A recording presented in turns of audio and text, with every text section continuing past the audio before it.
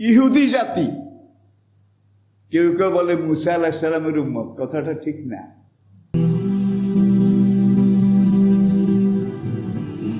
Islamic Voice.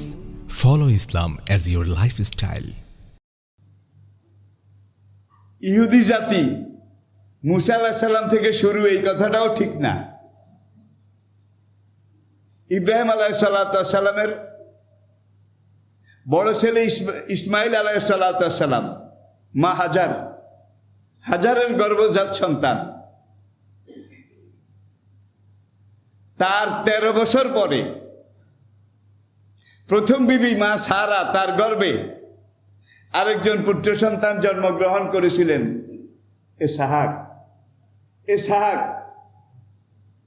হাজারের গর্ভে প্রথম ইব্রাহিমের যেই পুত্রী ইসমাইল জন্মগ্রহণ করেছিলেন, আল্লাহ পাকের নির্দেশে তাকে বাইতুল্লাহর এখানে মা এবং পুত্র সহ ইব্রাহিম আলাইহিস সালাম রেখে গিয়েছিলেন, এটা আপনারা জানেন। আর বড় বিবি সারা, তার গর্ভে 13 বছর পরে, ইসমাইলের 13 বছরের ছোট কে, ইসহাক, যেই পুত্র জন্মগ্রহণ করেছিলেন, সেই পুত্রের পরবর্তী জেনারেশন, পরবর্তী বংশধর,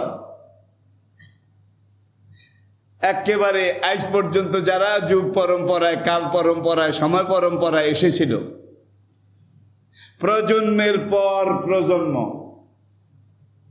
ইসহাকের সন্তান, এখান থেকেই কিন্তু বনি ইসরাইল শুরু। ইব্রাহিমের পুত্র ইসহাক, ইসহাকের পুত্র ইয়াকুব, কি ইয়াকুবের পুত্র ইউসুফ। তাহলে বোঝা গেল ইয়াকুব আলাইহিস সালাম তিনি ইব্রাহিম আলাইহিস সালামের নাতি। আই রিপিট, ইব্রাহিমের ছেলে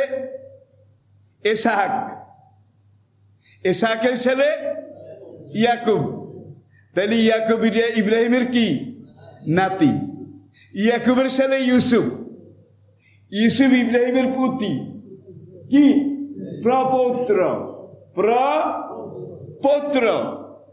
এখান থেকে শুরু করে এই বংশে, এই লাইনে, এই জেনারেশনে দাউদ, সুলাইমান, এই থেকে শুরু করে মুসা আলাইহিস সালাম পর্যন্ত সকল আম্বিয়ায়ে কেরাম এই ইসহাকের বংশে। ইয়াকুবের আরেকটা নাম ছিল ইসরাইল। কোরআনে একটা সূরা আছে, সূরা বনী, আসেনি? সূরা বনী ইসরাইলের সন্তানগণ। তাইলে এই যে ইয়াকুবের বংশধারা, এই বংশধারাতেই পরবর্তী জেনারেশনে একজন সাইজের মানুষ ছিলেন, কিং সাইজ, রয়্যাল সাইজ, একটু সব দিক থেকে মানের। এর নাম ছিল ইয়াহুদা। কি নাম? ইয়াকুবের পরবর্তী জেনারেশনের একটা লোক ইয়াহুদা। এই ইয়াহুদার বংশে যারা জন্মগ্রহণ করেছিল পরবর্তীতে তারাই ইহুদি জাতি। আমি কি বুঝাতে পেরেছি ভাই? দুনিয়ার মধ্যে সবচেয়ে টেরা বেড়া দুনিয়ার বুকে সবচাইতে ঘাড়ুয়া ছিলেন তো, ঘাড়ুয়া একরোখা বিটকে, দুনিয়ার বুকে সবচাইতে খারাপ চরিত্র, দুশ্চরিত্রের সন্তান যারা এই ইয়াহুদা বংশে জন্মগ্রহণ করেছিল, তারা ইহুদি জাতি।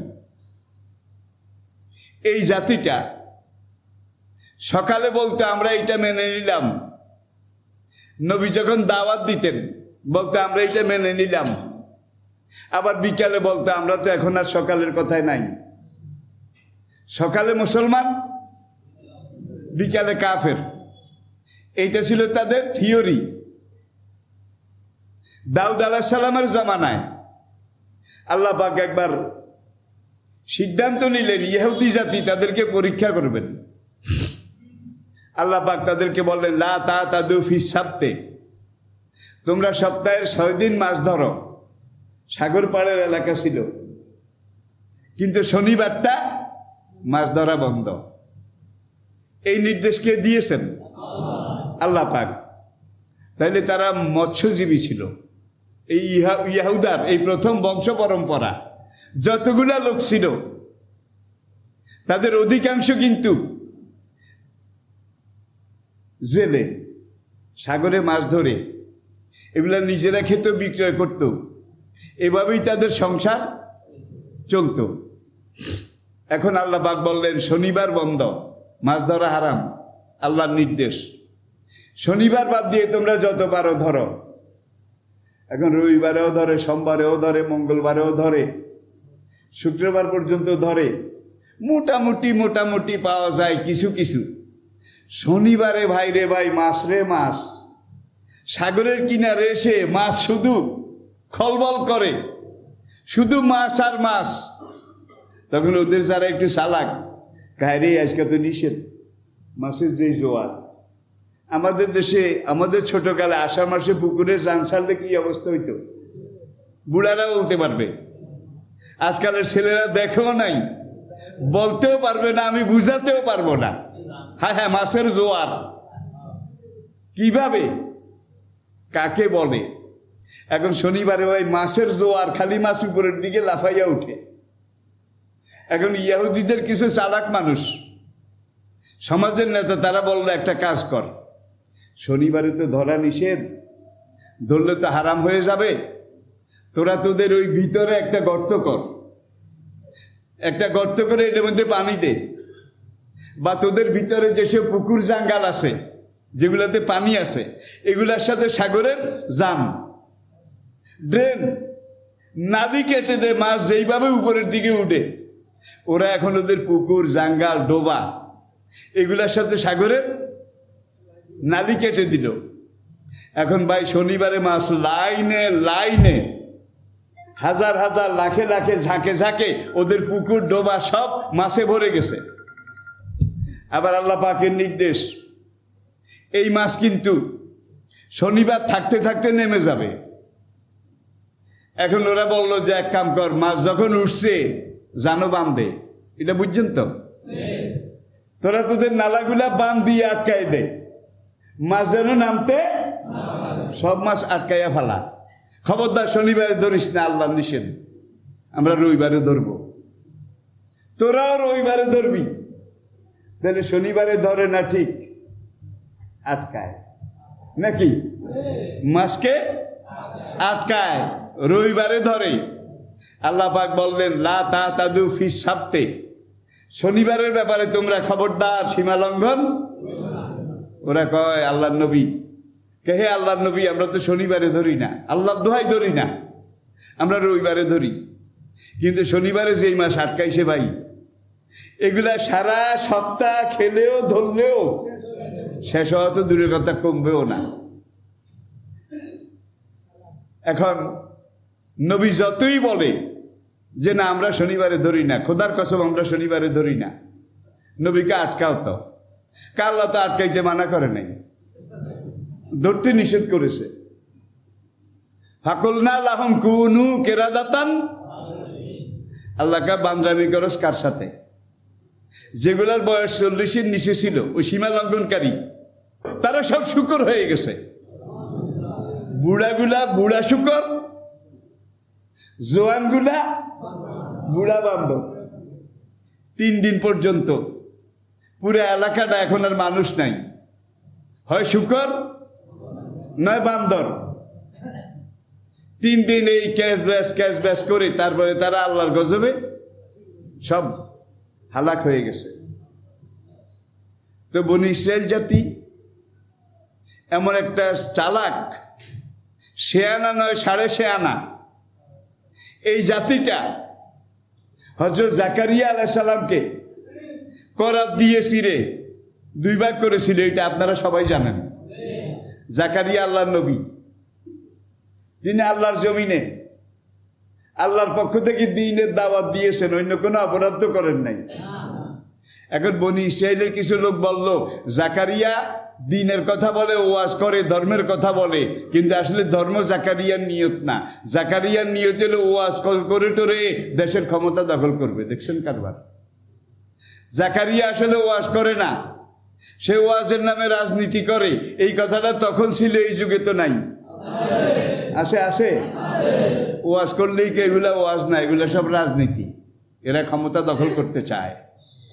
এটি ইহুদিদের পরিকল্পনা, ইহুদিদের কথা। জাকারিয়া আলাইহিস সালাম তাকে করাত দিয়ে ধর্মের নামে রাজনীতি করেছে, ধর্মের নামে মানুষকে বিভ্রান্ত করেছে, জনমনে বিশৃঙ্খলা সৃষ্টি করেছে। এই অপরাধে করাত দিয়ে 2 ভাগ করে ফেলেছে।